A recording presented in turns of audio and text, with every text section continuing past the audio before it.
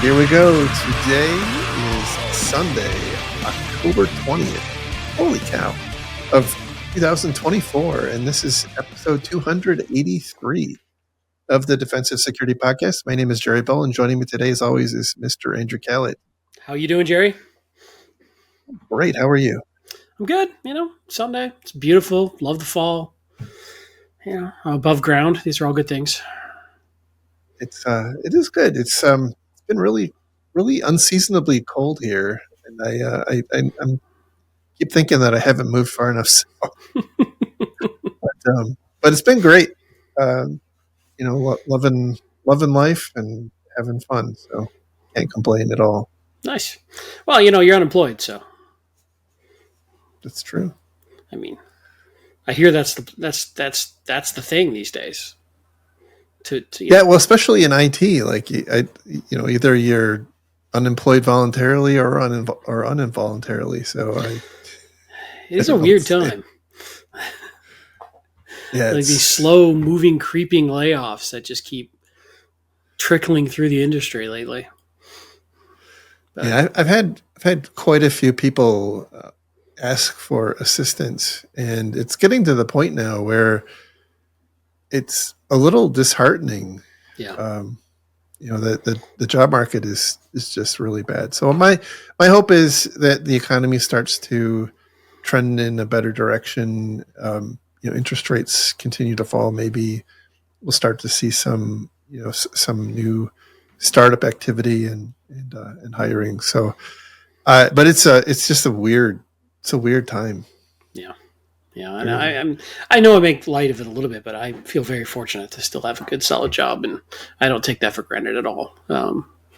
But there are times when being unemployed sounds delightful until that paycheck stops, and you're like, "Oh no, that wait a minute, wait a second." It's really painful when you see the money leaving right. and no money coming in to replace it. Yes, that's the problem.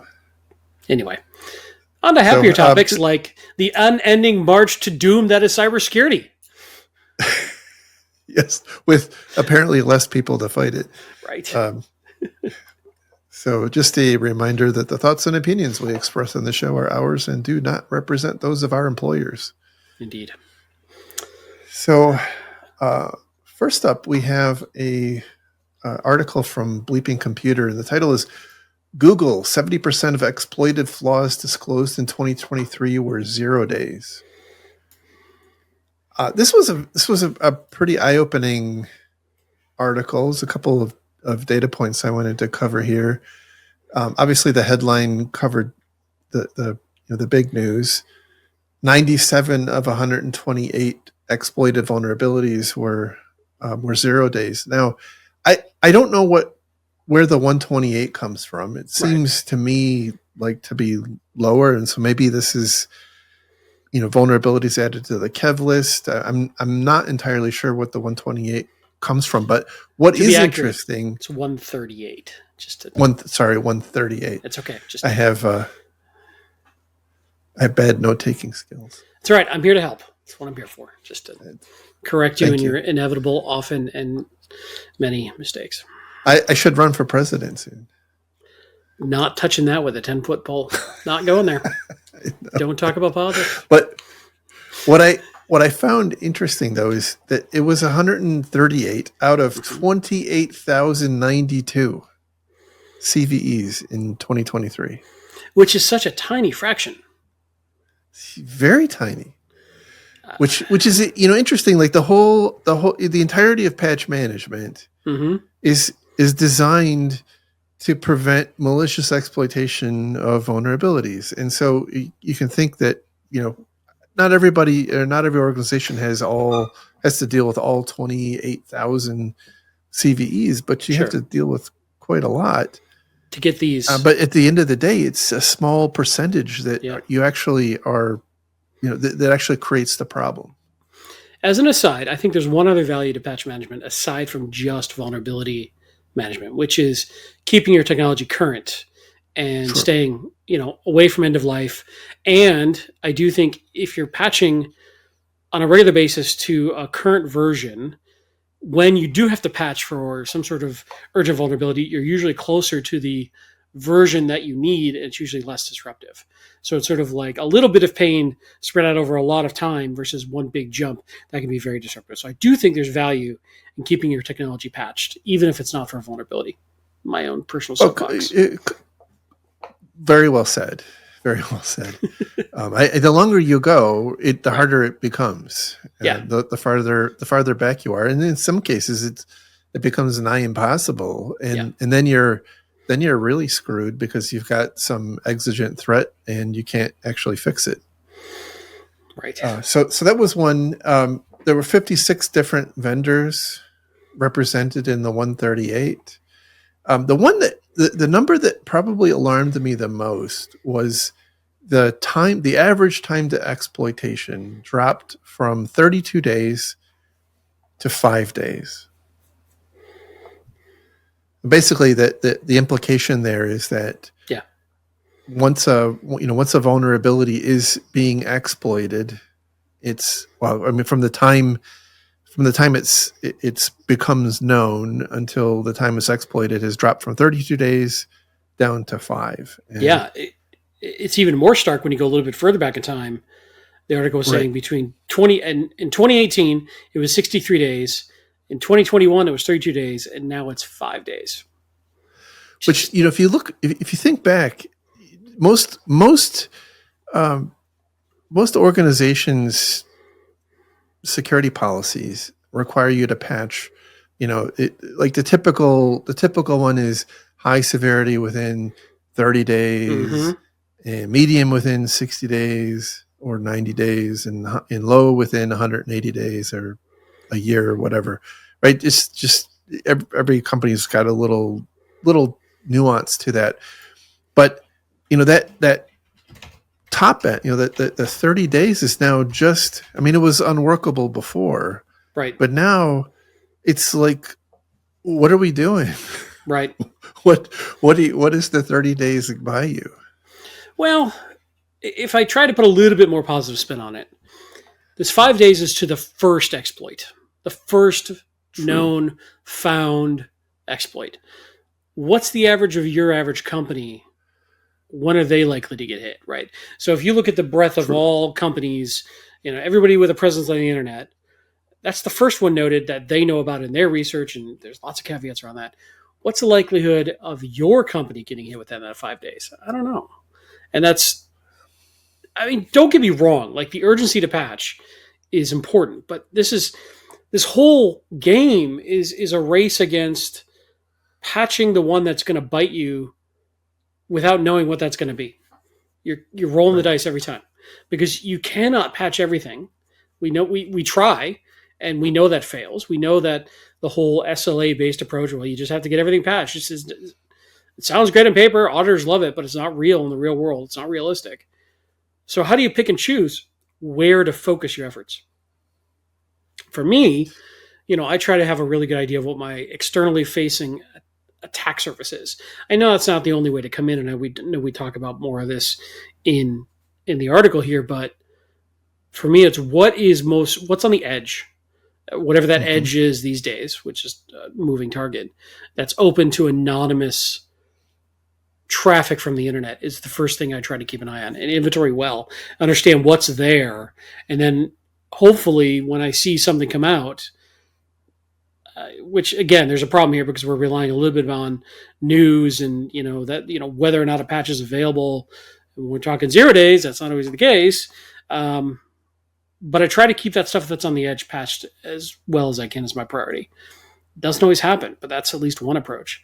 There's some prioritization. And I do, as much as I rip on CISA, the KEV list is not bad as a prioritization tool. It's a tough one. Sorry, I know I just kind of... No, it's all good. I think the KEV list is if you were to ask me 2 years ago, I thought the KEV list was a joke. They were adding vulnerabilities like far long after like Right. the average IT person knows that it's being exploited. So it was kind of a joke, but now I think it's actually quite respectable. Yeah. So I know that we did use that, and like Tenable's Viper score was also we found to Mm-hmm. be quite useful. And I think there's a whole cottage industry of analytics companies who are trying to help you better prioritize which vulnerabilities are most likely to be exploited based on you know attributes of the vulnerability itself, but Right. also like where it's placed in your network, kind of like what you were saying. And so I think that given the downward pressure on time, because look, I think I agree with your thesis about like not all companies are getting exploited within 5 days. Mm-hmm. But yeah, I completely agree with that.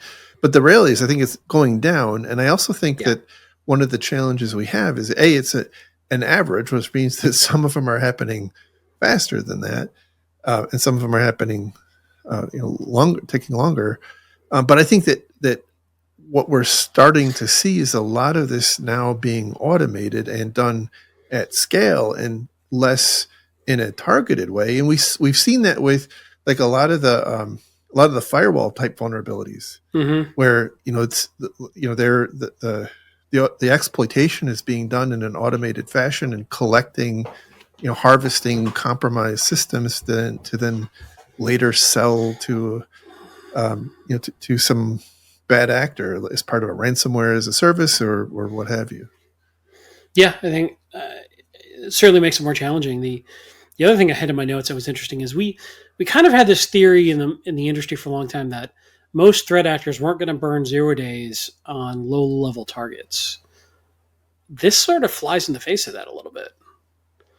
Oh, 100 And percent. so now I'm starting to wonder if is that accurate? Is that true?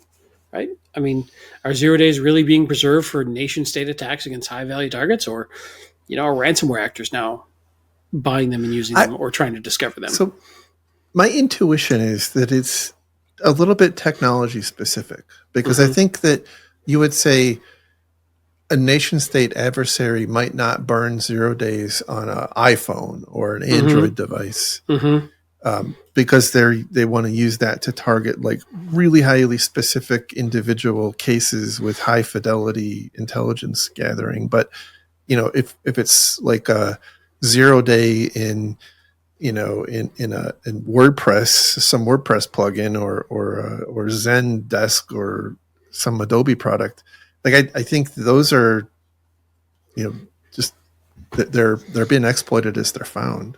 Yeah, I think that's fair. It's So what can we do? how, how do we, tighten things up to deal with this? Well, I mean, I, that is the $1 billion question. Right. I think that we've talked about a little bit about this in the past. We around the importance of auto update. Mm-hmm. And by the way, I don't mean this as like a just as a consumer side thing. Right.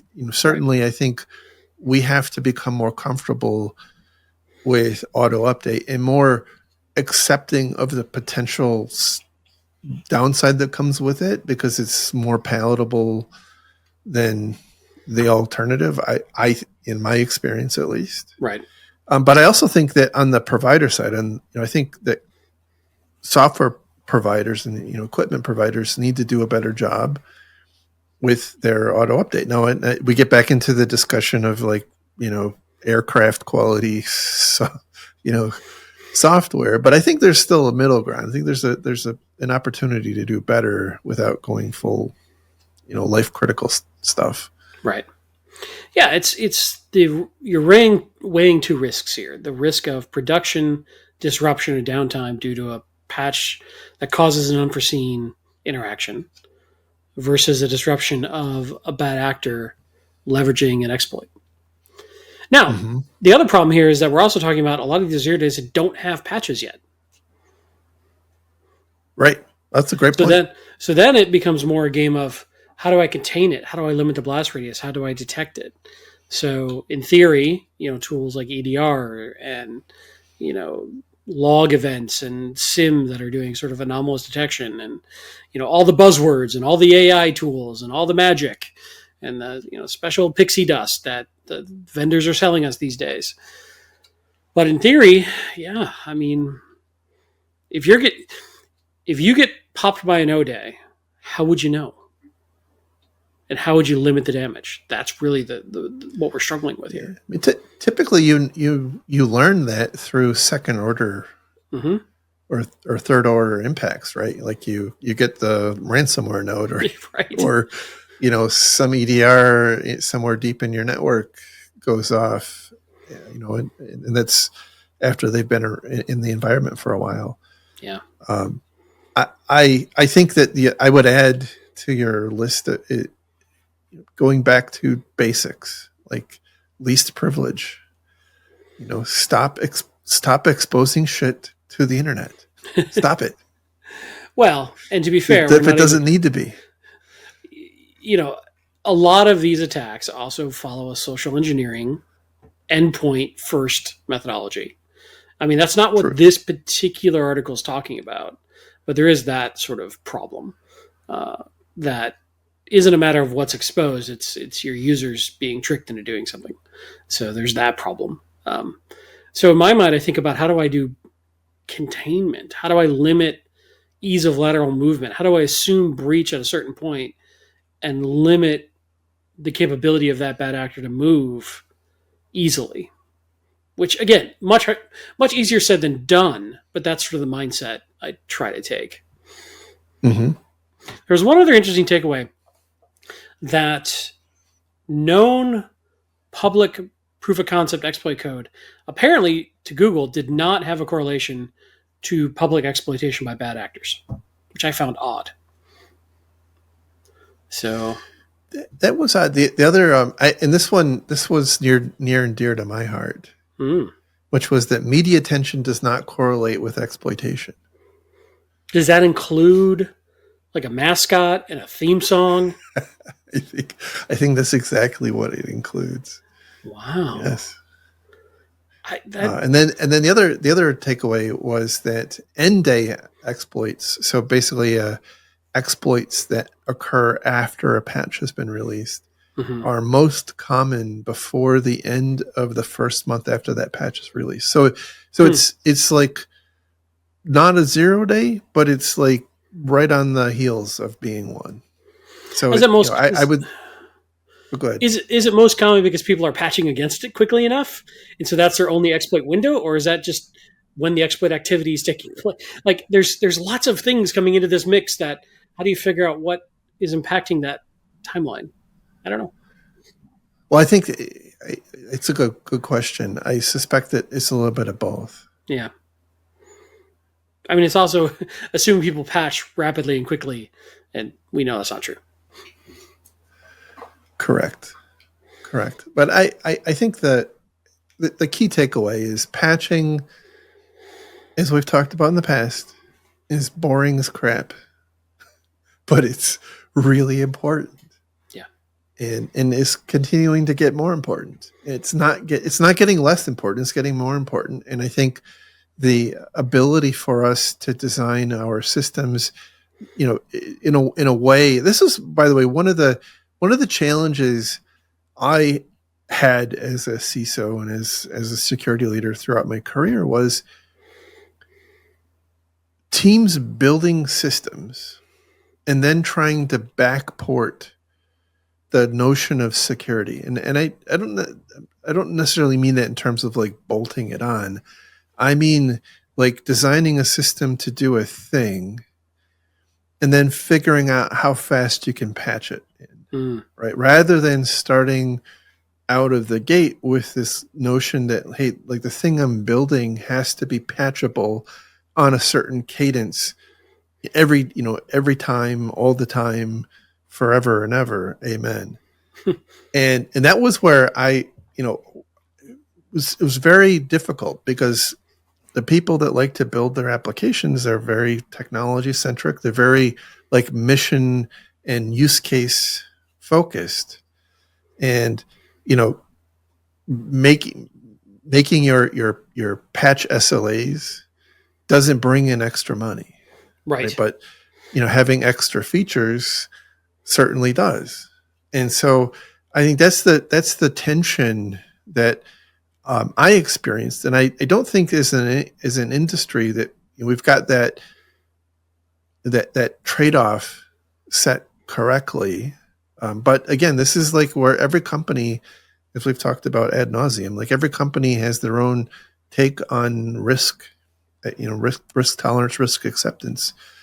But in my view, it's a hell of a lot easier to design systems in a way upfront that they can achieve the SLA goals, the security objectives, than it is to try to do that after the system's been designed. That's why I was kind of becoming an advocate of this kind of a platform as a service from a IT perspective. And I know that's like probably a large company concept, but like as you're building your application, you have to know that like this thing is going to be rebooted every 30 days. Like Right.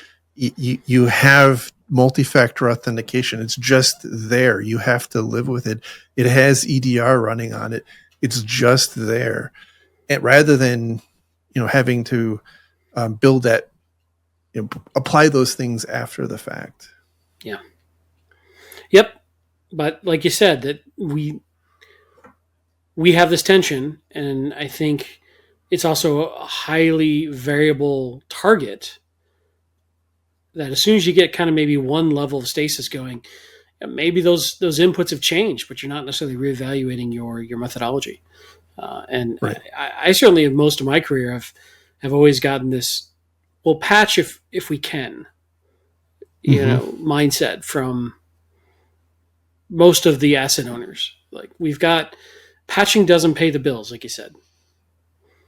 And yeah, but we're also trying to keep companies from having a massive breach that also doesn't pay the bills, right? That costs a lot of bills. So it's a tough problem. And I think we live and breathe this every day, so we see this side of it. It's tough to balance that against, but we've got to get this new feature rolled out, or we're going to lose this big customer, and then that's not going to pay the bills either. So there's no easy answer. No, I agree. So our next story comes from Trend Micro's blog, and the title here is Silent Threat Red Team Tool EDR Silencer Disrupting Endpoint Security Solutions.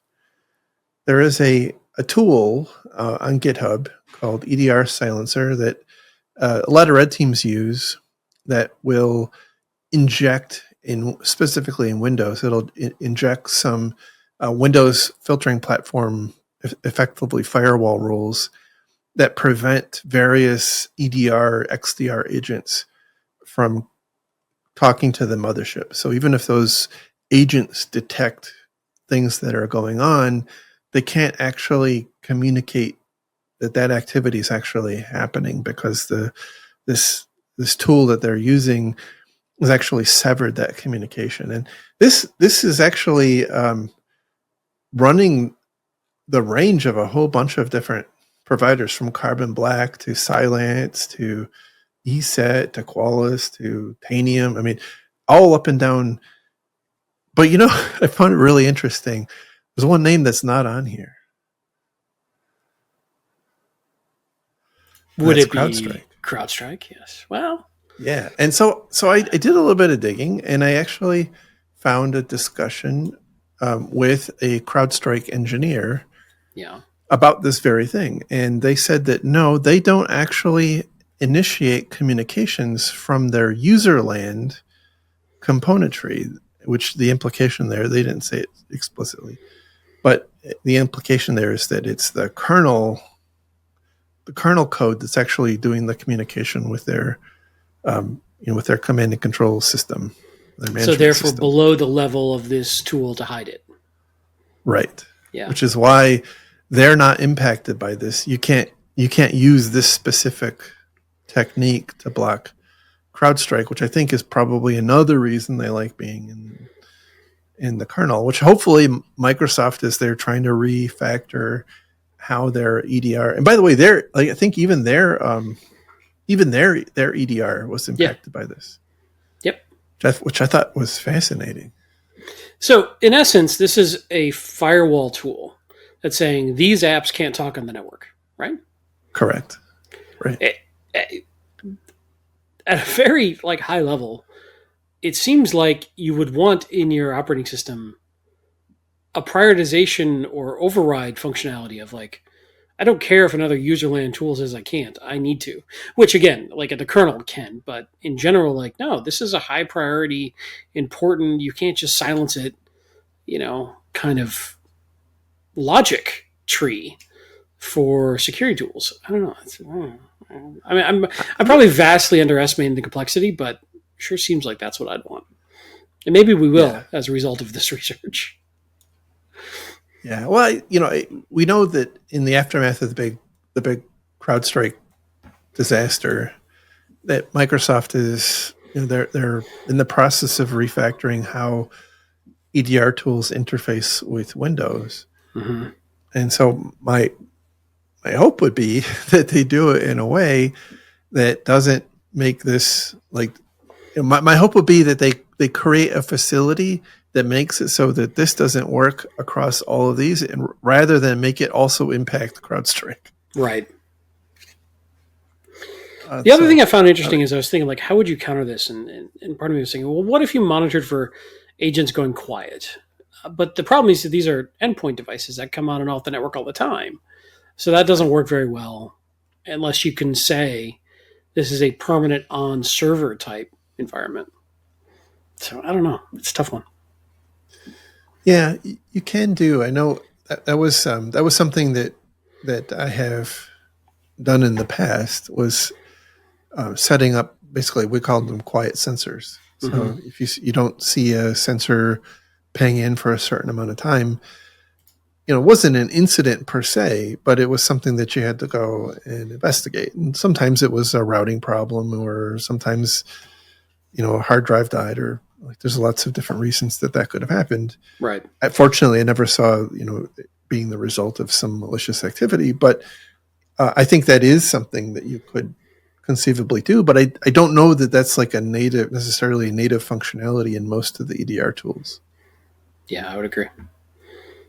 And so that therefore it would require you, the consumer, to have the sophistication to build something custom.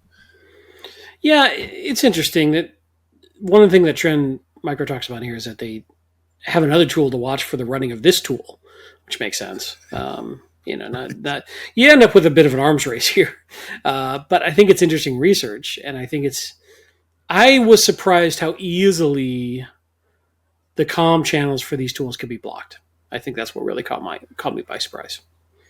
Me too. I would say, the obvious answer or the obvious comment is, well, in order for that tool to run, something bad had to happen. Mm-hmm. Right. And so why did that initial compromise not get detected? Because this is what I would call, and I think what most people would call, post-exploitation activity. Something has already happened. You already got the actors already got a presence on the system. Now they're trying to cover their tracks. They're trying to hide their presence, hide future activities. And so it's, again, it comes down to you've got to make sure that you have some ability, to the extent you can, to detect that initial intrusion. But I think that's really hard to do because there's just so damn many ways that it can happen. Hence our previous article that we covered. Yes, but they do have a tool to detect this tool, and I'm assuming that there will soon be a tool to kill the tool that detects that tool, and then there will be a tool to. And to be clear, this is a known red team tool. This isn't part of an exploit kit. I mean, it's starting to become, but So it's easy to iterate this, by the way. It's easy for the bad guys if they wanted to just take this concept and change it. And now we're probably not even Yeah, looking for the right. Then we don't have the right tool to find the tool that's blocking the tool that we need to be tooling. right, right. Well, it's not. It's I suppose in a way it's not. It's not unlike Cobalt, the rampant use of Cobalt Strike. Yeah. In in malicious attacks, I think that's a little more advanced than this is, but this is apparently pretty effective. So moving on to our next story. This one comes from the Register, and the title here is Microsoft says more ransomware stopped before reaching encryption. So, interesting article here. They point out that year over year, ransomware attacks are up 275%, which doesn't surprise me in the least. They do say that, and you keep in mind the context of the modern ransomware attack is actually twofold. One is they steal the data, and then the other is that they encrypt the data. And so they're saying that there has been a threefold decrease in the number of attacks, despite that 275% increase. There's been a threefold decrease in the number of attacks that actually get to the encryption stage, and they're crediting that on many different aspects of hygiene improvement and use of more sophisticated security tools that are detecting the ransomware encryption activity and stopping it before it can really get going. So that's goodness. Mm-hmm. That's goodness. But they point out that 90% of attacks, the ones that do get into encryption, so basically they've been successful in penetrating your environment and doing their thing. 90% of those attacks leverage unmanaged devices. Interesting. Which is very interesting. It Yeah. goes back to asset management. Right. Another super boring topic. Yeah, no kidding. They said that most attacks are using vulnerabilities, which surprises me a bit. But second to vulnerabilities is identity attacks, and they point out that while multi-factor authentication is effective, A, not everybody is using it, and B, the bad guys are adapting. And we talked about this a little bit in the last show. The bad guys are starting to adapt to the pervasive use of multi-factor authentication, and they're starting to create these, bad guy in the middle scenarios where they've constructed myriad different ways. They've constructed a way where they're basically sitting in the middle of an end user trying to use their two-factor authentication, and so it's like very interesting, especially when you take a big step back at everything we've talked about so far.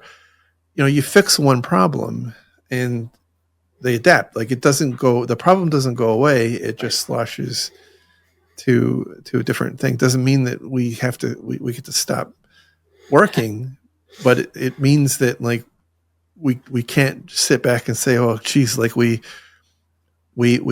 move, like Microsoft recommends in this article, we moved away from, one-time passwords to hardware tokens. And so we're done. That I think if anything, we have to recognize that I don't know how, and I don't know that Microsoft knows how, but the bad guys will adapt. Yeah, they get a vote. Right? It's a true arms race. It's a battlefield, and both sides adapt to the other all the time. And it's a lot of takeaways that I could riff off on this particular article, one of which I would like to think I'm glad that our tools are starting to become slightly more effective at stopping ransomware. It should at this point with how much it's kicked our ass. And it seems to me that it's getting better at identifying and stopping during the attack chain. So it's not stopping the initial intrusion point or whatever that initial access was, but it's maybe stopping it from further on attacks. So Right. did it stop the exfiltration of data? Can we still get extorted? Probably. But that's good. Like, I'll take the win. But the other thing is, not all MFA is created equal. And I think Right. that's one thing that we probably now need to start getting more sophisticated about, is not just enable MFA, but enable phishing-resistant MFA, or enable intercept-resistant MFA, which, again, becomes more complicated, becomes more costly, becomes more difficult for the average person who isn't a technology person to get their arms around. But they talk. I think in this article they talk about the prevalence of SMS based one-time passwords or second factor being easily captured nowadays and easily stolen. So that's not a great two-factor anymore. But we've said that for a long time. And again, it's still better than nothing. Like, having a single factor, single static password that is captured and replay is still the worst case. And having some level of second factor, even if it is SMS, is better than nothing. But it's now starting to become fairly well known how to bypass.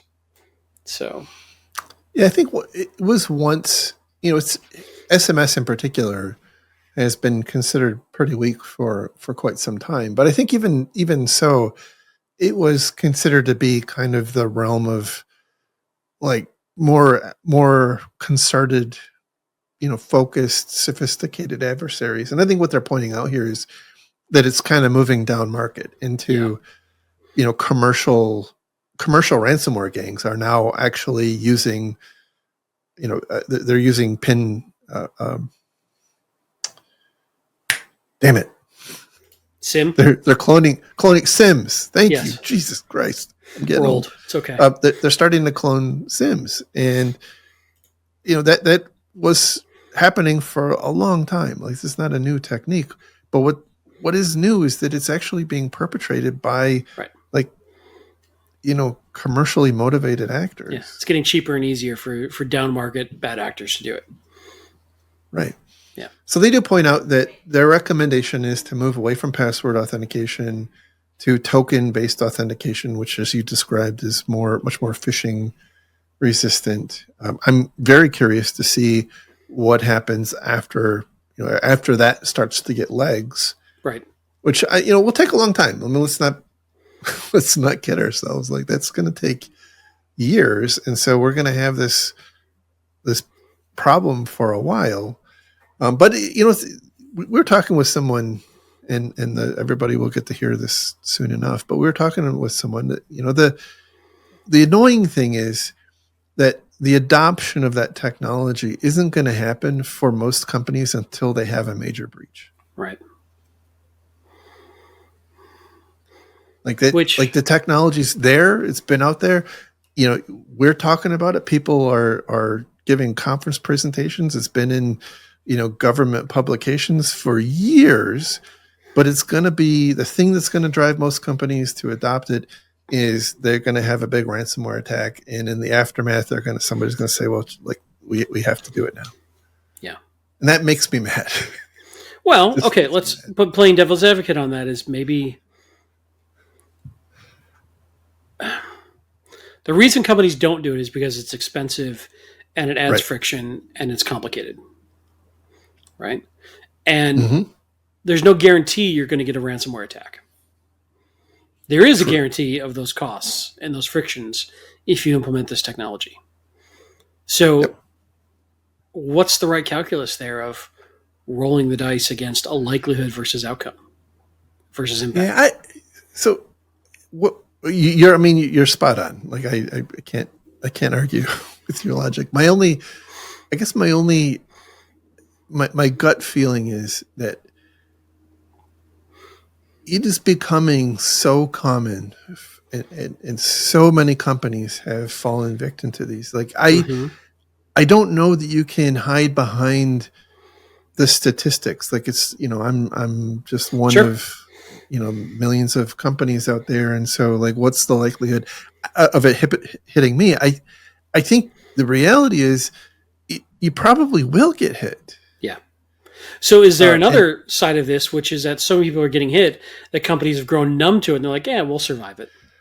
Well, that I think is becoming a real problem, by the way. And I don't know what to do about that. Like, it was kind of the scarlet letter for a long time. And we used to like kibitz about, like will Target or Home Depot or Equifax, are they going to survive their breach? Like it happens so often now. It's like background radiation. Yeah.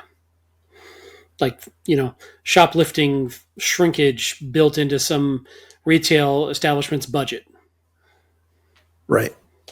But the annoying part is it in not all cases, right? But in most instances, it's like it's not necessarily the entity itself that's the directly harmed, subject. It's often like the data of people that the company that got hacked is holding. I mean, certainly sometimes, companies have their intellectual property stolen or things like that. But a lot of times it's personal data. And so like the actual harm to a company is reputational, perhaps fine, legal fines and maybe lawsuits. But it's so I think as it becomes more and more and more common, the harm to a company that gets hacked is going down and down and down, unless something external happens to change that, like GDPR or CCPA or regulators, right? Yeah, which we have a love-hate relationship with. At least I do. Yeah, well, everybody does. It's gives us plenty to talk about on this show. It certainly does. So the last story for today comes from Bleeping Computer also. And the title here is Undercover North Korean IT Workers Now Steal Data, Extort Employers. So when you say undercover, they're like in bed, like under their sheets on the laptop? Under the bed, actually. Oh, wow. What if you're claustrophobic? Well, I guess then you can't be a North Korean spy. Well, I'm okay with that. I wasn't planning to be. So we've talked about this a couple of times, and there's been some high-profile discussions about this. Most notably, starting with KnowBe4, who published a paper about their experience with hiring a North Korean person. That kind of, I would say that raised a broad awareness in the industry. Mm-hmm. I think it has been happening for a while. And just to recap, what is happening is North Korea is, they have relatively sophisticated people, and I guess they're working for the military, or at least that's the allegation, and they are using fake identities in cahoots with people in the U.S. Cahoots, who are helping them. Good word. Cat boots, yeah. Cahoots, I like it. Cat boots with people in the U.S. who are helping them find and get jobs, and right. They when they get a remote job, the company sends a laptop to a laptop farm. They the people in North Korea remotely VPN, and the traditional setup for this has been to just earn money, like to actually do work at least for some period of time, earn money, and collect that money for whatever purposes the North Korean government wants to use. Again, allegation is for weapons programs. Who knows? And the reason why this is a problem is North Korea, at least for most Western countries, is on a sanctioned list that correct. We're not supposed to hire those people. Yeah, it's illegal. Right. So it's illegal to hire them for sure. Yeah. And I mean, and who wants to be supporting their weapons program? So what has? Well, yes, it's true. That's different topics. They're also on the sanction list now. But the new tactic is, and I have to believe, by the way, that this is related to the kind of the broad uncovering of the scheme. Oh, the new tactic is that these people will get hired and they'll get access. They'll use their access to download lots of sensitive or confidential data, to off premise, off property, and then they'll try to extort the employer. And I think most of the time it happens after they've been fired for performance problems or what have you. But I suspect there's some variation in that. But the net point is that it's now not just the harm of hiring harm and embarrassment of hiring a North Korean employee and then having to go through all of that hoopla, but now they're stealing your data and they're asking for ransomware, otherwise they're going to disclose it. So it's becoming kind of like a one-armed ransomware attack. Yeah. Where there isn't an encryption component to it, but there is the data theft. Look, I don't support this, but hell of an argument for return to office mandates. Yeah, it really is. And I was actually thinking about that very thing because I think, as most people know, I'm very, very pro work from home. Right. And I have been for a long time. But this is like sanding the gears there. Mm-hmm. Bad. And so it's disappointing to see. It is. It sucks. Like without getting into too many confidences, like I was talking about this article with one of our HR people at my current company. They're like, "What the what? Why? No, don't. Just leave us alone. Why? Why you gotta ruin my day?" So they're kind of annoyed. But yeah, and look, this is gonna get easier with. We're seeing some really sophisticated deepfakes that can do Zoom overlays on demand, and like some of the initial recommendations, like make sure you do Zoom and make sure you look at them. Like even that's going to be pretty easily gone around and bypassed and thwarted, and maybe better background. I mean, there's a lot of problems here. So I don't know, man. This is a tough one. I mean, certainly you can fight it and you can identify it, but I think it's going to slow down hiring and make some extra hoops for potential employees to jump through, which is they're not happy about. I see a lot of people, especially in the tech industry, saying if it takes more than 2 interviews, I'm not taking your job, which frankly, I think is a little short-sighted. I think very off topic, but I think employees who say that or potential employees who say that aren't realizing that they can use those extra interviews to vet the company really well. That it's a two-way vetting. Yeah, it's a two-way street for sure. Yeah. So I get that it's annoying to go through 5 rounds of interviews, but if you're smart, you can use that for your own advantage as a potential employee and really get to know the company. That's completely off topic. So this is an interesting one. I mean, the other way you could potentially fight this, but nobody's going to do it, is much better data hygiene internally, so your new hires don't get access to all this confidential data. Nobody got time for that. Let's just be clear. Right. That's like number 18 after patching. So I've got two thoughts. Yeah. One tongue in cheek and one serious. Can I guess which is which? You can guess, yes.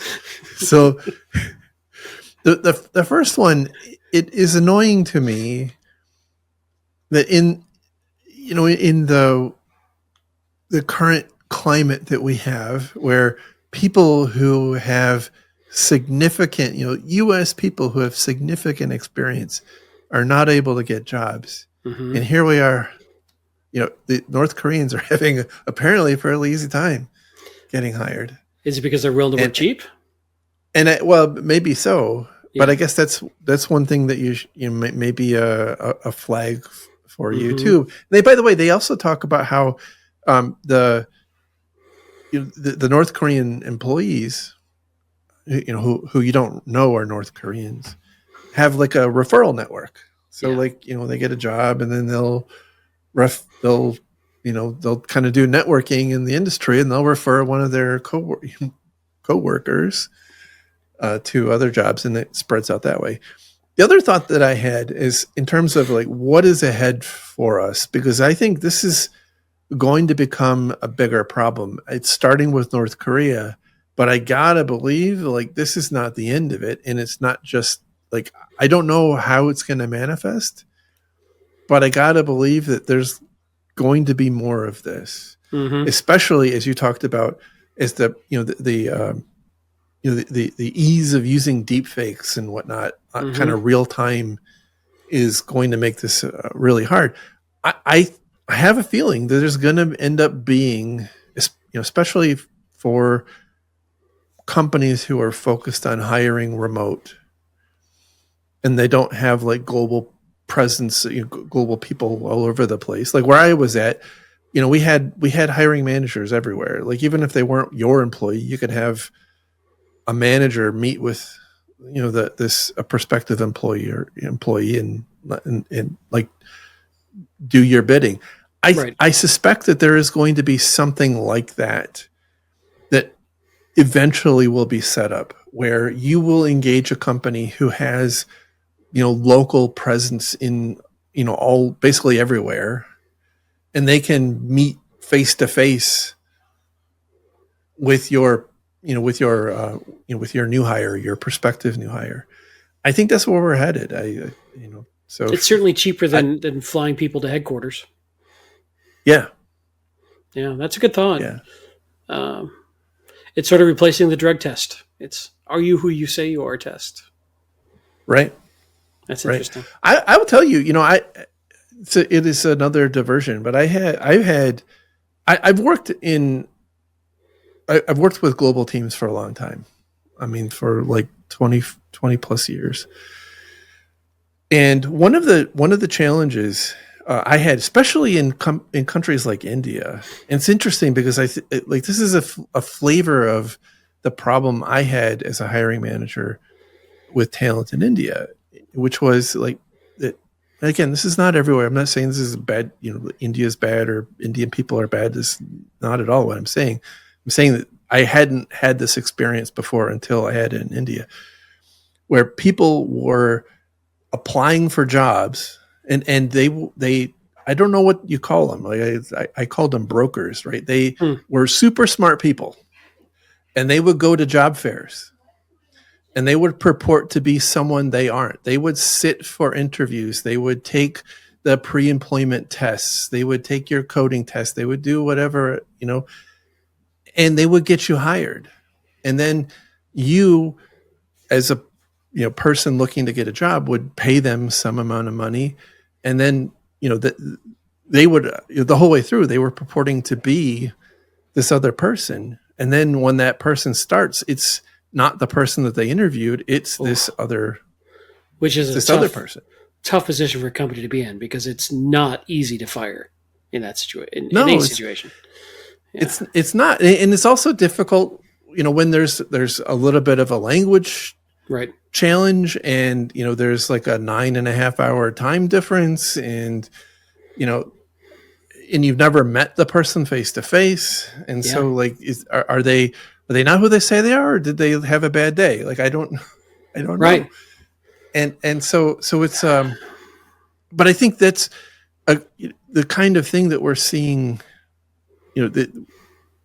This is the very same problem. Like how do you know that you're hiring and starting the person that you think you are? And I think it's I don't think it has manifested itself at the scale where it's like a huge problem, but I think we're on the cusp of it. Like I think the infrastructure and the awareness of this as a scheme is now out there, and I think we're really gonna start seeing it ramp up. And it scares me again as somebody who is so pro work from home. Like Right. this is really bad for that. So I think our solve is a UN mandated and managed global digital identity verification service that It's a great idea. every interaction with your employer, you have to put this card in.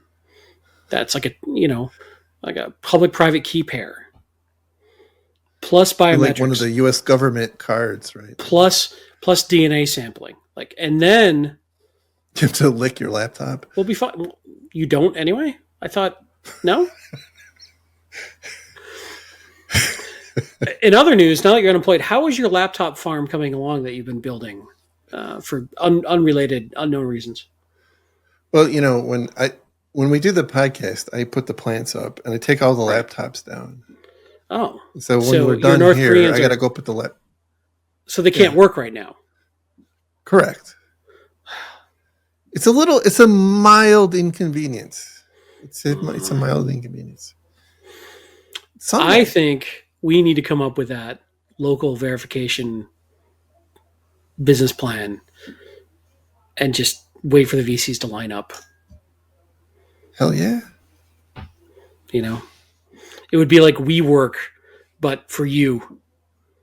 Be you Well, work. be like we worker, but no E. It'd be Right. yes. See? Maybe if we paired this with a county password inspector, we'd have something. Let's call back to a very old joke from the show from many moons ago. Many. All right. I think we've definitely peaked in years ago. But yes. But hey, we put out a show. They can't all be winners. Right. No. I'm going to make that the title of this episode. They can't all be winners. Anyway, I hope everybody found this interesting.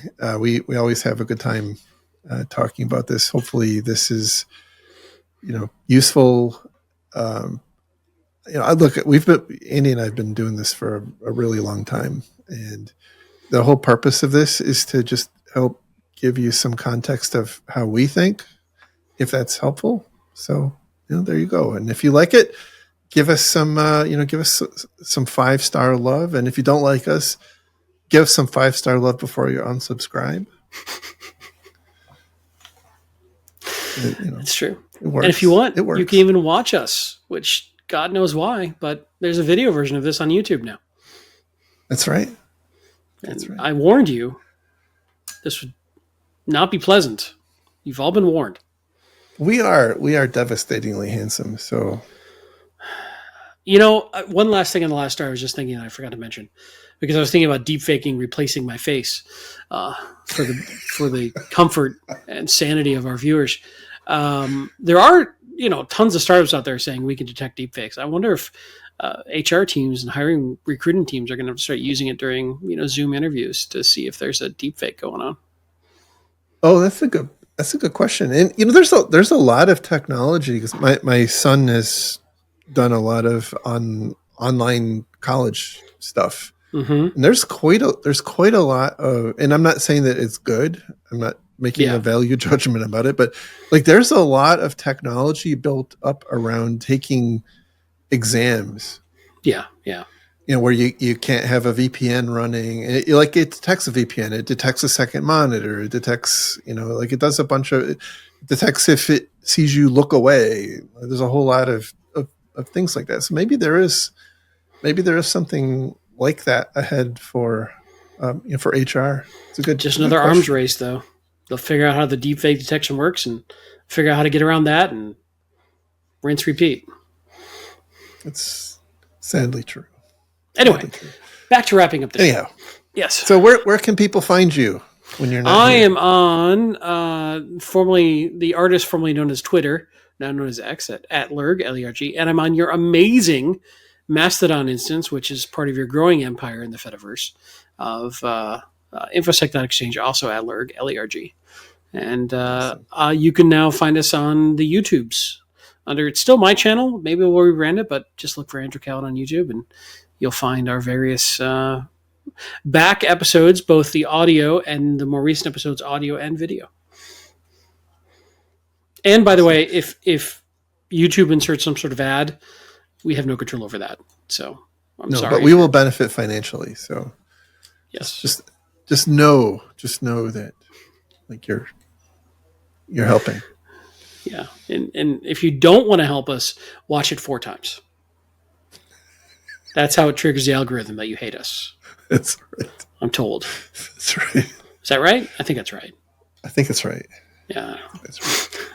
All right. You can find me on infosec.exchange. It's at Jerry. And with that, we will talk again very soon. And mysterious teaser, you will soon see some more stuff from us. Something different, something new, something exciting. Yes. We hope. And we hope you like it. All right. Take care, everybody. See you. Bye-bye.